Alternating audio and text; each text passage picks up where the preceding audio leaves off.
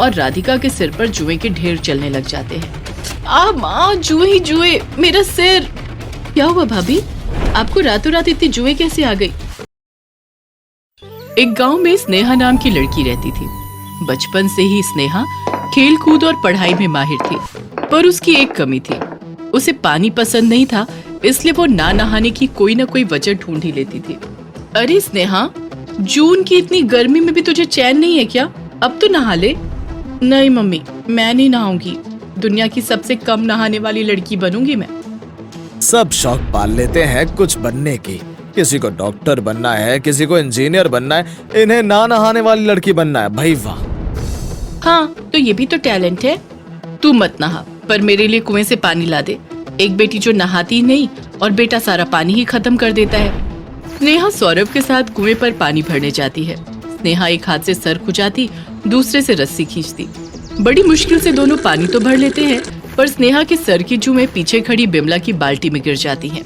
अरे नास पीटी, जी तो चाह रहा है कि इस जू की तरह तुझे भी मसल दूं।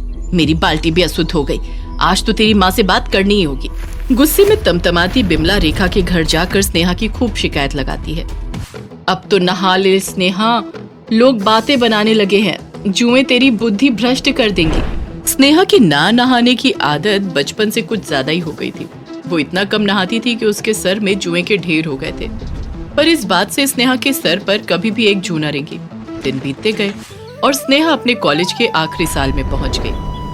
मम्मी, मेरे कॉलेज वाले हमें शहर लेकर जा रहे हैं टूर्नामेंट के लिए। इस तरह तू जाएगी शहर बाल नोचती हुई? कोई अच्छे परिवार का लड़का देखेगा तो क्या सोचेगा? कहाँ मैंने सपने सजाए थे कि तू ब्याह कर शहर जाएगी और तू है कि जुए ब्याहने निकल पड़ी। ठंड का समय भी है, तू टोपी पहन कर रखना, किसी को कुछ पता भी ना चलेगा। अच्छा, मैं इस बार शैम्पू कर लेती हूँ और टोपी भी पहन लूंगी। अब तो ठीक है माँ। स्नेहा शहर चली जाती है और टूर्नामेंट में फर्स्ट प्राइज जीत लेती है। ये सब टूर्नामेंट का पार्टिसिपेंट रोहन देख रहा था। उसे स्नेहा बहुत अच्छी लग जाती है। वो बड़ी हिम्मत जुटाकर स्नेहा के पास जाकर कहता है, स्नेहा, तुम्हारा कोई बॉयफ्रेंड है क्या? थोड़ा अजीब सवाल तो नहीं पूछ लिया ना मैंने? अब टूर्नामेंट के पहले ही दिन से तुम्हें नोटिस कर रहा हूँ मैं। आज सब वापस लौट रहे हैं, इसलिए तुम्हारे पास आया हूँ। ओ माँ, ये भी सर खुजा रहा है। मजा आ गया। नहीं नहीं, हमारे गांव में सीधी सादी ही होती है, ये सब नहीं। पहली बार तो मैं शहर आई हूँ, गांव की पहली लड़की जो शहर में जीतकर गांव लौटेगी। और उसे मैं अपने घर ले चलूं तो?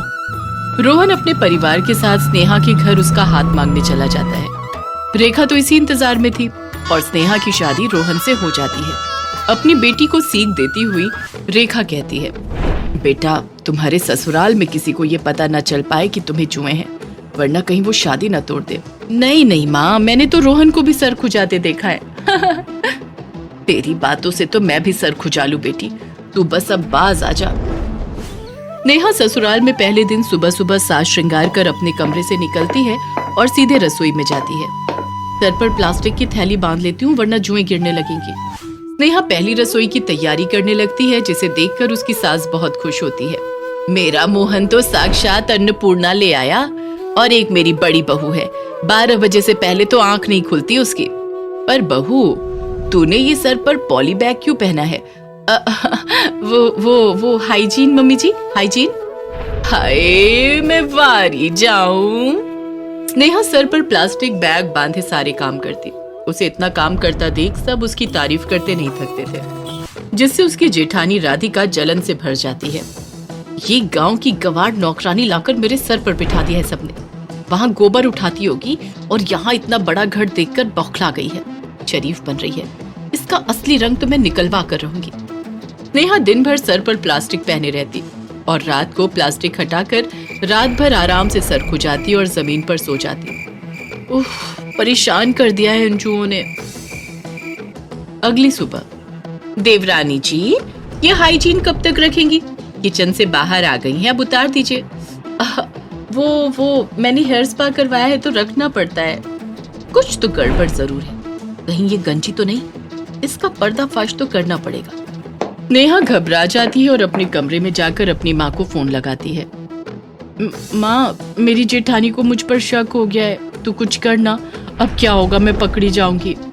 हे भगवान, आज ही मैं पुरानी गुफा वाले बाबा के पास जाती हूँ, अब वही कुछ उपाय करेंगे। रेखा गांव के प्रसिद्ध गुफा वाले बाबा के पास जाती है, पर उनसे मिलना बहुत ही मुश्किल था क्योंकि वो अक्सर तपस्या में ही लीन रहा करते थे। रेखा गुफा में पहुंचती है और बाबा को एक पत्थर पर लेटा हुआ देखती है। बाबा जी, आपको तो बुखार है, मैं अभी काढ़ा बना कर लाती हूँ। आपने किसी को खबर भी नहीं पहुँचाई। रेखा जिस कारण बाबा जी के पास आई थी, भूलकर बाबा जी की पूरे मन से सेवा करने लग जाती है और बाबा जी भी अच्छा महसूस करने लगते हैं। ये तेल ले जाकर बेटिया रानी को दे, एक रात में ही सभी जुए गायब हो जाएंगी। आप तो अंतर्यामी है बाबा जी। रेखा तेल को अपनी बेटी के घर कुरियर करवा देती है। दरवाजे पर दस्तक होती है। स्नेहा जी के लिए पार्सल है। नेहा पार्सल लेकर सीधा अपने कमरे में चली जाती है। अब तो मुझे पक्का विश्वास हो गया कि कुछ तो गड़बड़ है। अरे स्नेहा, सुन तो, वो तुम्हारे जेठ जी आज आउट ऑफ स्टेशन जा रहे हैं, तो प्लीज तुम मेरे साथ सो जाना। ठीक है भाभी। हे माँ, अब क्या होगा? मैं तेल कैसे लगाऊंगी? नेहा रात को राधिका के साथ सोने की एक्टिंग करती है और बीच रात को उठकर वो तेल अपने सिर पर लगा लेती है। राधिका तो कभी सोई ही नहीं थी, वो ये सब देख रही थी। नेहा अपनी माँ के बताए तरीके से तेल लगाकर आराम से सो जाती है। नेहा के सोते ही राधिका उठकर तेल ले लेती है। मतलब ये है वो चीज, कहीं इसे ही लगाकर तो इस लड़की में इतनी ताकत नहीं आई। अब दिखाती हूँ मैं भी लगा लेती हूँ इस तेल को। राधिका भी तेल लगाकर सो जाती है।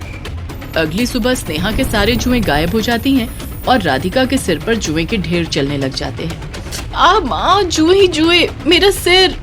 क्या हुआ भाभी, आपको रातों रात इतनी जुएं कैसे आ गई? तुम क्या तेल लगाती हो? वही मैंने लगा लिया और देखो ये क्या हो गया। मुझे लगा तुम्हारा राज खोलकर तुम्हें सबकी नजर में गिराऊंगी और यहाँ पर मेरी आफत आ गई। हे भगवान, भाभी ये क्या किया आपने? मुझे बहुत जुएं थी, इसलिए मजबूरी में मैं प्लास्टिक बैग पहनती थी कि कहीं आप लोगों में भी जुएं ना फैले। इस तेल से जुएं खत्म होती हैं। ये बाबा का जादुई तेल था। आपके मन में कपट था, इसीलिए ये सब हो गया। आप फिक्र मत कीजिए, मैं माँ से पूछकर कोई उपाय पता करती हूँ। मुझे बचा ले स्नेहा, मुझसे गलती हो गई। इतने जुओं को लिए भी तू इस सब काम करती रही और मैं तेरे पीछे पड़ी रहती।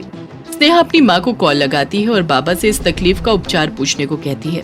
ठीक रात को उसी तेल को अगर राधिका बेटी फिर से लगा ले तो सब ठीक हो जाएगा। राधिका वही करती है। इसके बाद दोनों देवरानी जेठानी बहनों की तरह रहने लग जाती हैं। स्नेहा अपनी ना नहाने की आदत को तौबा तौबा कर देती है और रोहन का परिवार खुशहाल हो जाता है।